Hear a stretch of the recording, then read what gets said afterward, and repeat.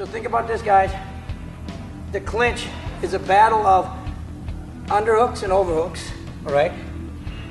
Once I understand off balancing and how to control the shoulders and steer the shoulders and understand the principle of never allowing my arms to get away from my body, using my feet to bring me into the throw, never reaching, similarities, right? If you guys really want to understand that, get his W Camp, because then Marvin Cook, his section will give you that as well. So there's so many similarities between combat sports, because if you overextend yourself in any one of them, you're going to get in trouble.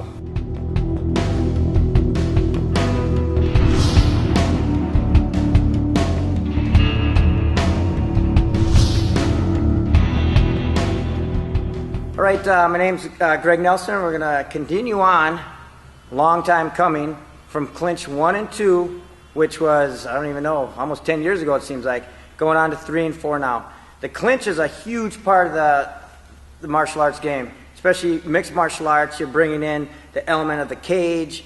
You got so much time where you're clinched in with the other person. With the clinch, you're going to have a bunch of primary arts that we deal from. Muay Thai obviously has its own unique goals within the clinch. It's about getting the hit, landing the knee, getting the elbow, but there's tons of off-balancing and even throws to get a person down on the ground. The other art which blends so well with Muay Thai is Greco-Roman wrestling, which deals specifically with the upper body clinch. There's no, for those people who don't know, there is no touching of the lower body in Greco. You may be able to post your leg and trip a person over it, but you cannot use your feet or your legs in any offensive manner while throwing a person. So it's all upper body. So it just details really how to control someone's shoulders, their neck, their core, without actually tripping them. Then you're bringing in the elements of folk style and freestyle wrestling, which now we can do the same things of Greco, but now we can hit the legs. You can hit the legs as far as single legs, double legs, lateral drops, you know, just all the throws, everything that is about wrestling can be done. Judo has its own elements that is specific to judo.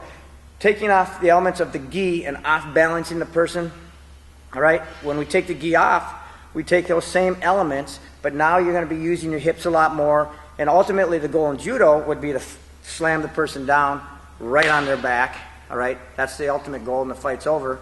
But once we throw, we have to have the finish. What do we do from there?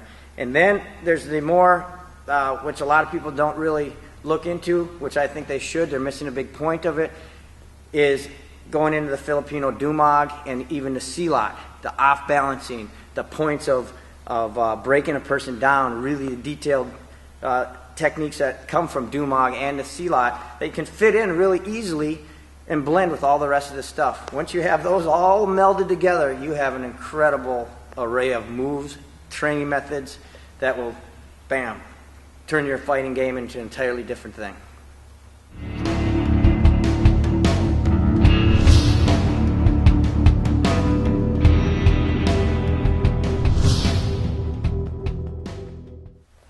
Generally, warming up your body to do something is huge. I take from Greco the pummel to do a lot of our warm-up. Generally, people just see the swimming motion of the pummel, all right, which is, again, very important because it conditions your shoulders, gives you the ability to dig that underhook constantly. You're always thinking about, all right, getting that underhook, getting that good position. However, we're going to take it from its base root and then start to add elements onto it until we got a more of a complete game within our warm-up. We are in a 50-50, over-under, all right?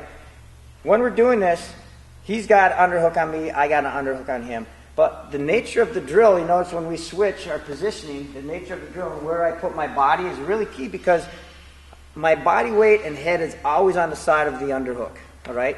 If I put my head on the other side, but my hand stays here, my body will be light and he'll be able to pick me up, all right?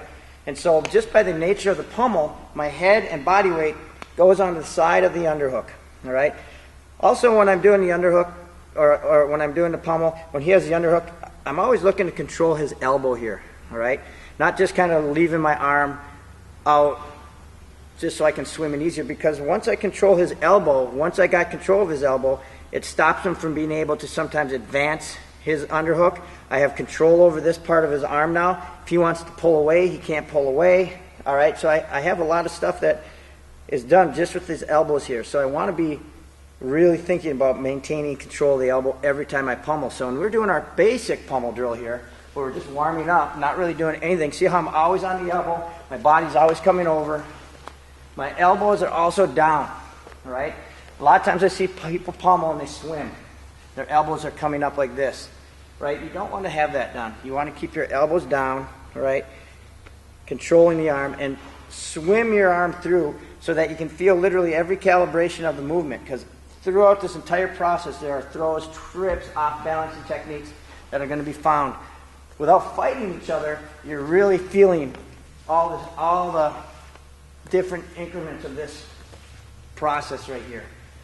All right, so this is our basic pummel. And I have guys do it just to warm up, and sometimes I set it, and then all of a sudden I'll say go, and then they'll go quick.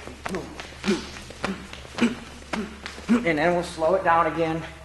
And that's just with the pummel, just to warm up their shoulders. Okay? Very basic drill.